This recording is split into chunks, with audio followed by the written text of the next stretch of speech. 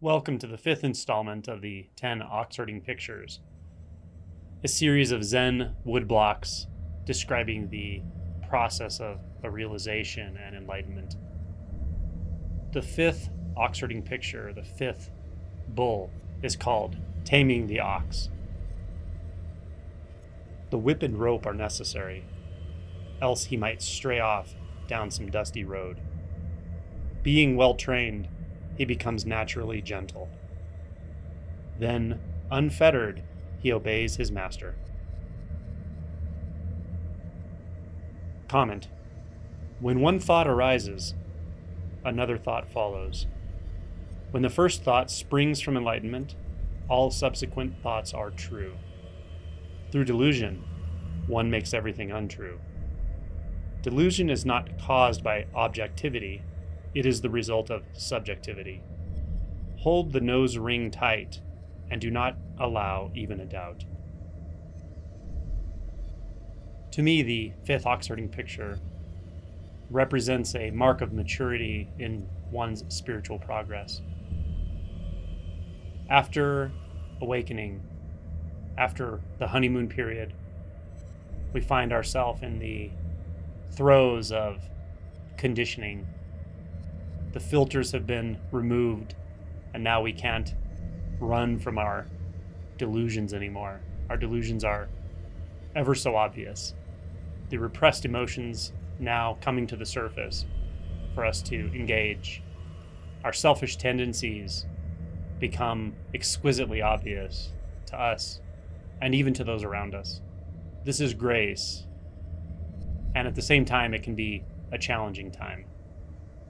It's often marked by the experience of meing and being, of fluctuating between profound presence and feeling rather unenlightened, feeling incredibly self-centered, having endless thoughts, afflictive emotions, struggling with ourselves, noticing resistance patterns, and the frustration that comes when we see that even though we notice them, we still have to let them play out at times.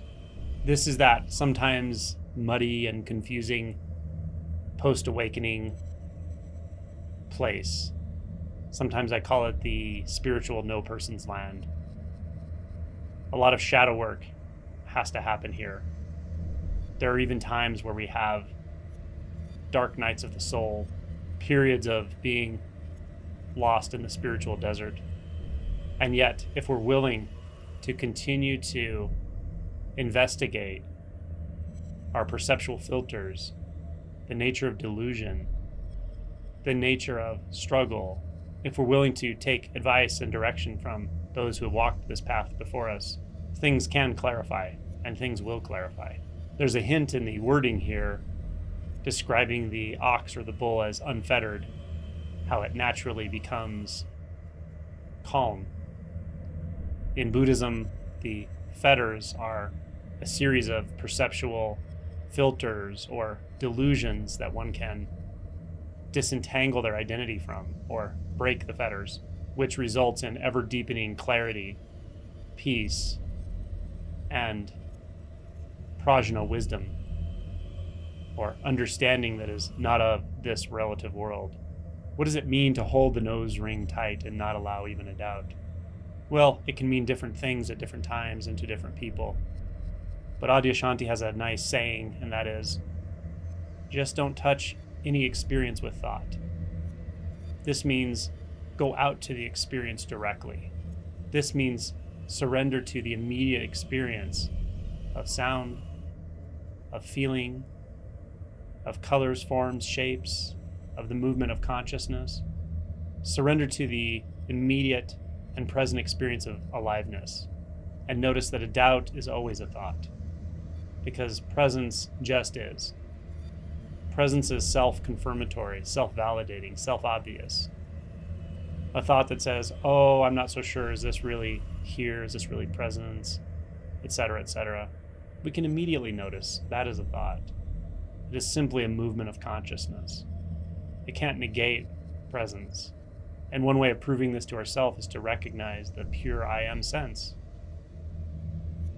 the self-obvious and self-validating knowing of immediate being. No doubt can touch that. And then follow that experience into the senses, into sound. How can doubt make sound not be exactly what it is right now?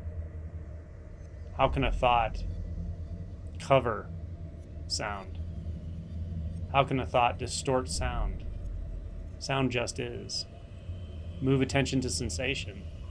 Sensation just is. How can a thought or a doubt make that not be just what it is? That can never happen.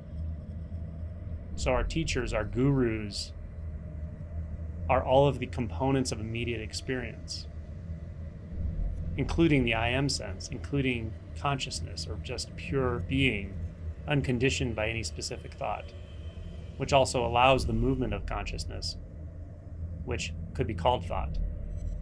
When we recognize that practice is always in the moment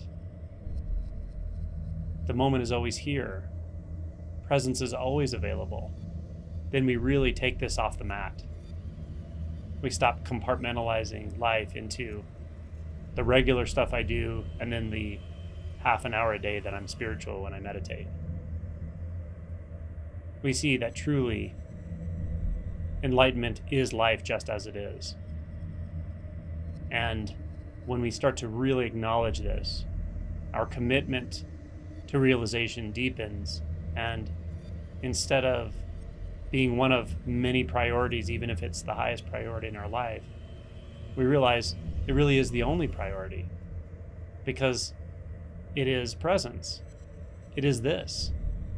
Enlightenment is presence, is immediacy, is what's right here all the time. So how can there be any other priority? This is what it is to hold the nose ring tight.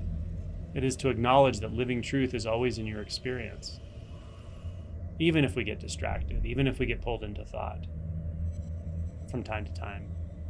The acknowledgement is clear. We carry truth around with us at all times. Everything we need to realize liberation is immediately available. This acknowledgement is also a profound surrender, because it realigns all priorities. To me, this is the deeper meaning of the fifth Oxherding picture, an acknowledgement that there is no way to be apart from your true nature. And everything from here on is a natural unfolding. The perceptual filters that remain will drop away in time. Our job is to show up. With this acknowledgement comes a deep and pervasive trust in life itself, in this, in presence, in realization. And we see, know, feel, and intuit that this is what life is actually for. This is why we're here.